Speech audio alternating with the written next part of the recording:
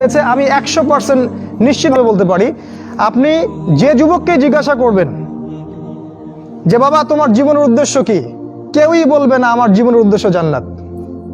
Challenge করলাম, আমি জিজ্ঞাসা করে দেখেন, কোন যুবক বলবে না আমার জীবনের উদ্দেশ্য জান্নাত, বলবে না। তার জীবনের উদ্দেশ্য চাকরি, অথবা একটা অ্যাফেয়ার, অথবা পলিটিক্যাল পাওয়ার, অথবা স্ট্যাটাস, অথবা জমি বাড়ি অথবা গাড়ি।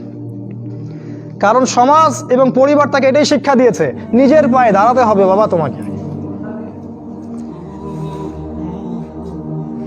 তো প্রথম যে কাজটা তারা করেছে সেটা হলো তারা আপনাকে আপনার জীবনের উদ্দেশ্য থেকে সরিয়ে দিয়েছে।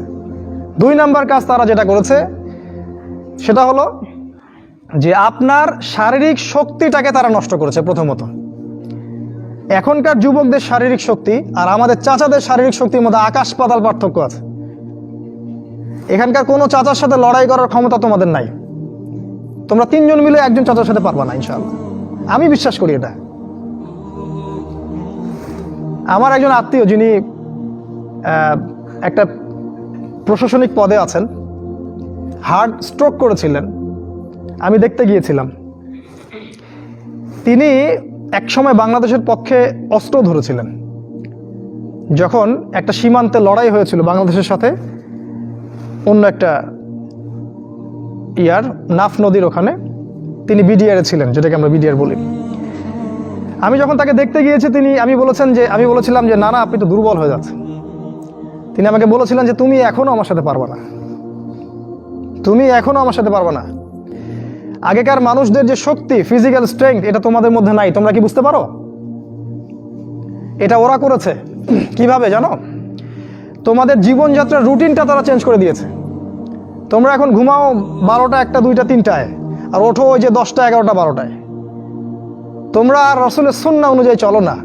আমাদের চাচারা ঘুমাতেন 9টায়, ওই যে ভোর 4টায় উঠতেন, তাহাজ্জুদ পড়তেন, তারপরে নামাজ পড়তেন, মাঠে কাজ করতে যাইতেন। তাদের যে ফিজিক্যাল স্ট্রেংথ, এটা তোমাদের মধ্যে নাই। যদি আবারও মুক্তিযুদ্ধ হয়, তোমরা কিছুই করতে পারবে না দেশের জন্য। ওটা পেঁচাল পারে লাভ নাই যে সোনার প্রজন্ম তৈরি করতেছে, এগুলো বোগাস কথাবার্তা। বিশ্বাস না হয় একটা মাঠে 10 পাক রাউন্ড দেওয়ান না সবাইকে, একটা মাঠে নিয়ে যান, 10 পাক দৌড়াতে লাগায় দেন, দেখেন কয়জন দৌড়াতে পারে। তোমাদের শারীরিক শক্তি ওরা নষ্ট করে দিয়েছে। এটা একটা, তোমাদের রুটিনটা ওরা চেঞ্জ করেছে। তোমাদের হাতে ধরিয়ে দিয়েছে smartphone, laptop, internet, Facebooking, YouTubing, সারা দিন সারা রাত ওই মোবাইলের পিছনেই বসে আছে। আমি শহরের ছেলে, তো আমি তো আরো ভালো জানি আপনাদের চাইতে। রাস্তায় হাঁটি, মাথা উপরে তুলে হাঁটে না, মাথা নিচের দিকে তুলেই হাঁটে। কার সাথে ধাক্কা লাগছে, কার সাথে কি হচ্ছে